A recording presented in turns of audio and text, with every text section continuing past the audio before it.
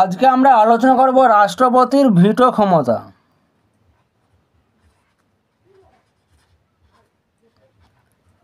রাষ্ট্রপতির ভিটো ক্ষমতা, ঠিক আছে। তাহলে আমাদের প্রথমে জানতে হবে রাষ্ট্রপতির ভিটো ক্ষমতা আসলে কি। তাই রাষ্ট্রপতির বিল বাতিল করার ক্ষমতাকে ভিটো ক্ষমতা বলে। রাষ্ট্রপতি তিন ধরনের ভিটো ক্ষমতা প্রয়োগ করতে পারে। একে হলো চরম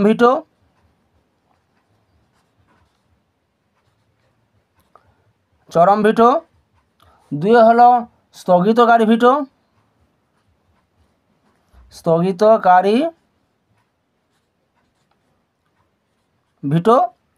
এবং তিনি হলো পকেট ভিটো।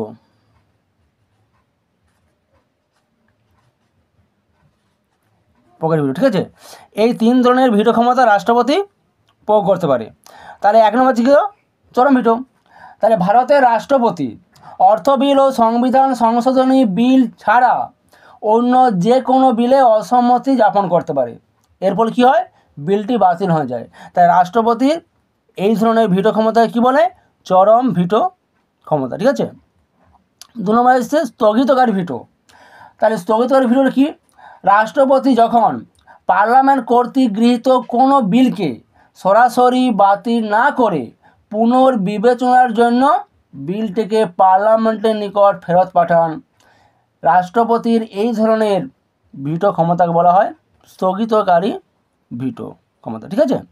পকেট ভিটো, রাষ্ট্রপতির নিকট প্রেরিত কোনো বিলে রাষ্ট্রপতি সম্মতি বা অসম্মতি জ্ঞাপন না করে কিংবা বিলটিকে ফেরত না পাঠিয়ে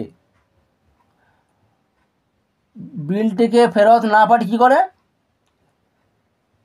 অনির্দিষ্ট কালের জন্য বিলটিকে আটকে রাখেন।